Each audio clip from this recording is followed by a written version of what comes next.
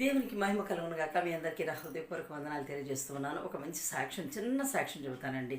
నేను ఒక గృహ దర్శనానికి వెళ్ళినప్పుడు చాలా కాలం క్రితం అండి, చాలా కొన్ని 10-15 సంవత్సరాల క్రితం అనుకుంటా. అప్పుడు అది 15 కాదు, 20 సంవత్సరాల క్రితం కూడా నేను అప్పుడు ఎప్పుడు కూడా దేవుని పరిచర్లో ఉన్నాను, దేవుని సేవ చేస్తూనే ఉన్నానండి. అప్పుడు ఒక ఇంటికి వెళ్ళినప్పుడు ఆయన బ్యాంక్ మేనేజర్ అనమాట. కాబట్టి సిస్టర్, నేను మీ కొరకు ప్రార్థన చేస్తాను అన్నాడు. అంతకంటే మించిన భాగ్యం మరొకటి లేదయ్యా బ్రదర్, తప్పకుండా చేయండి అని అన్నాను. అన్నప్పుడు ఆయన ప్రార్థన చేస్తూ గొప్ప వాక్యాన్ని మాటను పలికారు.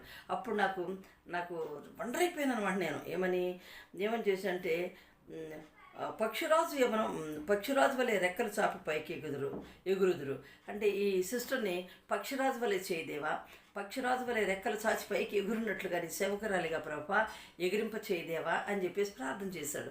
అప్పుడు నేను చాలా వండర్ అయిపోయానండి. దేవా యేసయ్య, ఏంటి ఇంత మాట పలికి అడిగినా, అసలు ముసలితనానికి నేను ఎట్లా ఉంటానో కదా, 50 ఏళ్ళు దాటితే ఎట్లుంటానో, 40 ఏళ్ళు దాటితే ఎట్లుంటానో, మరి 60 ఏళ్ళు వచ్చేసిన తర్వాత ఎట్లుంటానో అని చాలా ఆలోచించుకునేదాన్ని. ఇప్పుడు నాకు 68 సంవత్సరాలు. రేపు డిసెంబర్ వస్తే 2 నెలలు ఆగితే 69లోకి కూడా వస్తాను. కాబట్టి ఆ ప్రార్థన ఫలించింది. దేవుని వాగ్దానం కూడా ప్రతి సంవత్సరం వాగ్దానాలు ఇస్తారు కదండి. ఆ వాగ్దానంలో కూడా నీకు పక్షిరాజు యవనం వలె నీ యవనం కృతదగుచున్నట్లు మేలుతో నీ హృదయం తృప్తిపరుస్తానని దేవుడు వాక్యం ఇచ్చాడండి. ప్రతి వాక్యము, ప్రతి వాగ్దానము నా జీవితంలో నెరవేరుతూ వచ్చింది. దేవునికి స్తోత్రం కలుగును గాక. దేవాది దేవునికి నేను ఏమిచ్చి రుణాన్ని చెల్లించలేనండి. దేవాది దేవునికి మరి నా కొరకు అనేక మంది ప్రార్థన చేస్తూ ఉంటారు. అనేక మంది.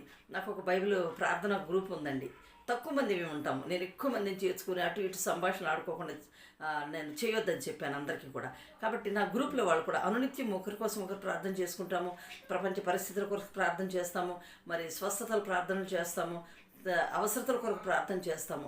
ఎంత గొప్ప కృప దేవుడు అంచెలంచెలుగా నన్ను దీవిస్తూ ముందుకు తీసుకుని వెళ్తున్న విధానాన్ని బట్టి దేవునికి వందనాలు చెల్లిస్తున్నాను. కాబట్టి నిజంగా నేను పక్షిరాజు యవనం నాలో ఉందని దేవుడు రుజువు చేశారు, రూఢిగా నన్ను నిలబెట్టుకున్నారు. దేవునికి వందనాలు చెల్లిస్తూ మీ అందరినీ దేవుడు దీవించి ఆశీర్వదించును గాక. ఆమేన్, ఆమేన్, ఆమేన్.